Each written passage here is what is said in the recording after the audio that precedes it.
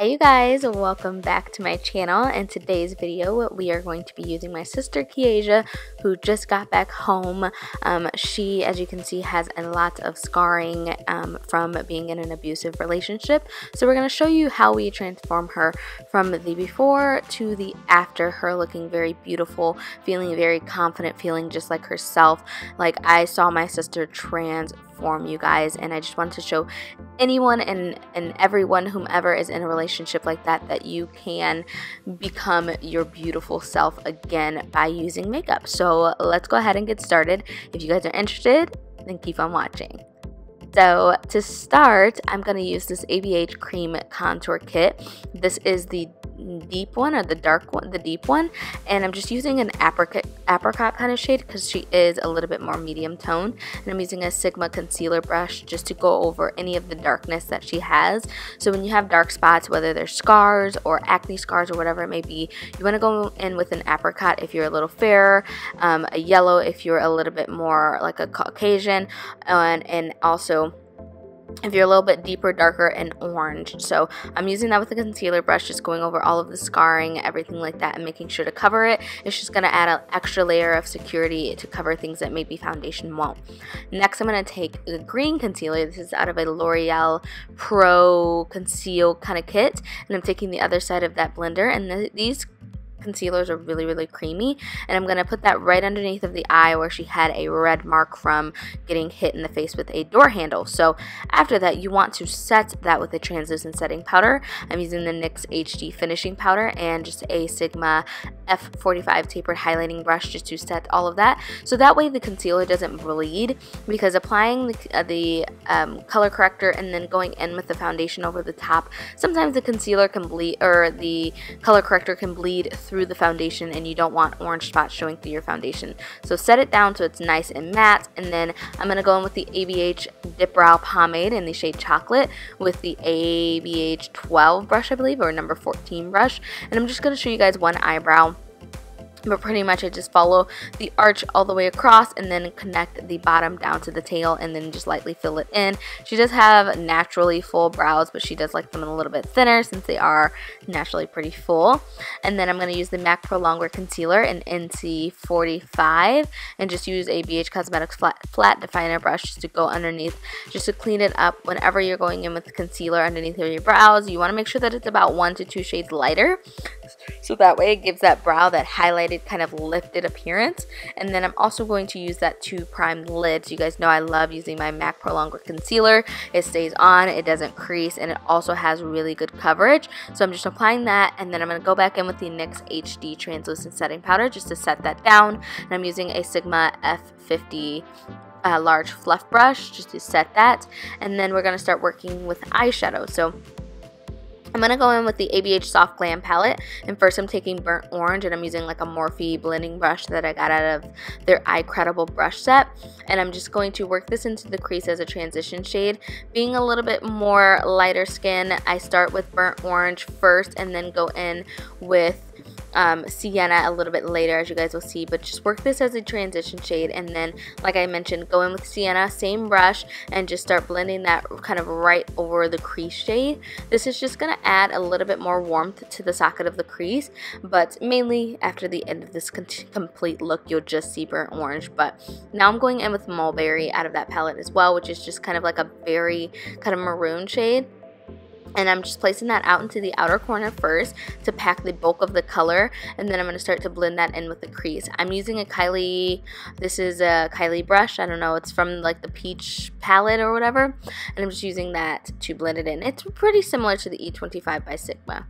So now I'm going to use this shade by Anastasia Beverly Hills. I think it's called Peacock. I'll have it listed down below for sure. But this eyeshadow is one of their old pressed eyeshadow, and it is not as pigmented as the other eyeshadows that I have in my little, as you can see, that yellow Z palette. That's my ABH Z palette of all the single eyeshadows that I own, and this shadow wasn't very pigmented. I should have cut out the crease with the MAC ProLong Concealer, but I didn't end up doing that. So it was probably my bad, but I don't know, I feel like this shadow just didn't perform as well as it should have. But now I'm using NYX's matte liquid eyeliner just to draw a wing liner. I first start by lining the lash line, and then I draw a line from the outer corner all the way towards the brow and then connect it back inward. And then I'm also going to apply some lashes as well, which I think I'll show on camera in a bit.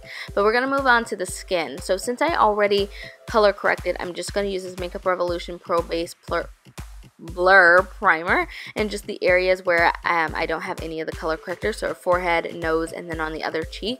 I didn't want to apply this primer first because her skin is really dry, and if I would have applied this primer, I felt like the color corrector would have slipped and moved around since it is a little bit more of an oil-based primer. However, I feel like it just all kind of worked out at the end. But I am applying some lashes, and these are some lashes that I got from Amazon, and they were like $8 for like, I don't know, like 3 pairs. But for foundation, I'm using the L'Oreal Infallible Pro Glow Foundation in 209 with a Morphe Pro Blending Sponge. And I'm just using this because, like I mentioned, her skin is a little bit more dry, and it also has really good coverage.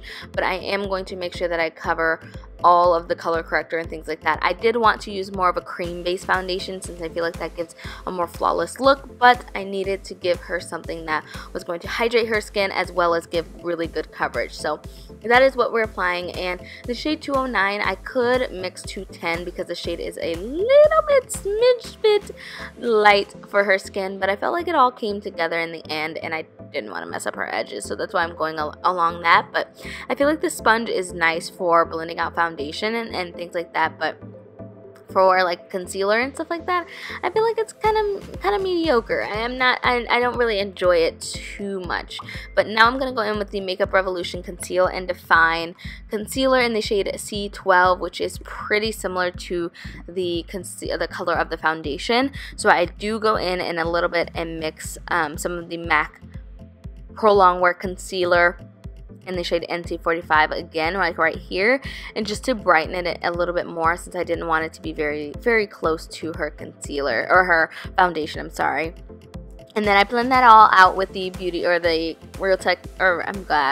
Morphe blending sponge, and then set that with the black Radiance loose setting powder. This setting powder is a little bit lighter than my Sasha, but not as white as the Laura Mercier translucent setting powder. So that is why I decided to go in with this, just so that way it gives a little bit of a banana tinge. If you don't have this one, the Makeup Revolution does have a banana-y kind of setting powder that's really nice as well. And then I'm going to use the It's My Ray Ray BH Cosmetics contour powder in the shade Mocha with a BH Cosmetics angled blush brush, and just go along the edge just to warm up the skin, because as you can see, it looks a little bit flat, it looks a little bit ghostly, it looks a little bit powdered, everything like that. So by bronzing up the skin and adding a little bit more warmth to the skin, it's just going to bring her skin to life. You want to make sure that you don't miss contouring or even bronzing, because it will literally it'll transform your face. It'll make your face look completely different. And now I'm gonna go in with the L'Oreal True Match blush. I don't know the number or the shade of this blush, but it is so gorgeous on her skin tone. It's like a light dusty kind of pink. I actually think it's called Dusty Rose if I'm not mistaken, but I'm using a Sigma blush brush just to apply that to the cheeks, just to add some color. And then we're going to add some glow to the skin, and this is the ABH Amrezy highlighter, and I'm using a Morphe kind of like I use it as a highlighter brush, but I'm not really sure what it's called. And I'm just applying this to the cheekbones. As I mentioned in my last makeup tutorial, the purple makeup tutorial, I love using this highlighter on more of like a medium tan kind of skin tone, because it really works for that skin tone. If you're a deep or medium deep, I don't think it looks that good on anybody, like our color, unless you put like a deeper, darker highlighter underneath.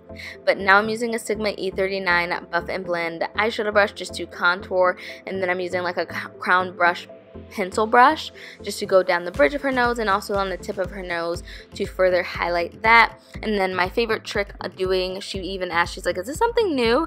Absolutely. I use the edge of that sponge as well and more of that Black Radiance powder and just go along the sides just to slim down that nose and further contour it and just give it a little bit more of a sharper edge and just looks a little bit more structured and clean. And then I'm going to go in with a Sigma brow powder. This is the shade Deep. It's my favorite brow powder ever, you guys. And I'm just applying that with a pencil brush and just going along the brow just to deepen and darken it. And then I'm using more of Mulberry on another pencil brush. I know I use like a lot of pencil brushes. But I'm using that with a pencil brush and just smoking that out. Then I'm going to take that Kylie brush again just to buff out the edges so it's not really harsh. And I also applied mascara and everything like that. And now I'm using the CoverGirl Lock Up setting spray just to set everything. And this spray smells so good.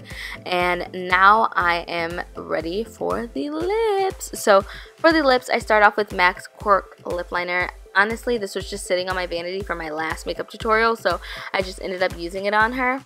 And I'm just lining the outer edge of her lips just very lightly so that way it's not too brown.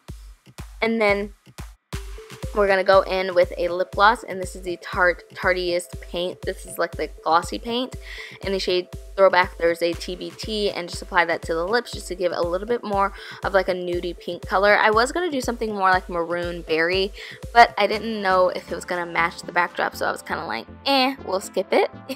And then now for the finishing touch, I'm applying more of Amrezy highlighter into the inner corner just to try to kind of draw the eyes and draw the inner corner to your eyes and make it pop and everything like that. But that completes my look, you guys. Make sure you guys check the description box for all the details. I love you all so much. Thank you to my sister for joining me for this video, and I will see you guys in the next one. Bye.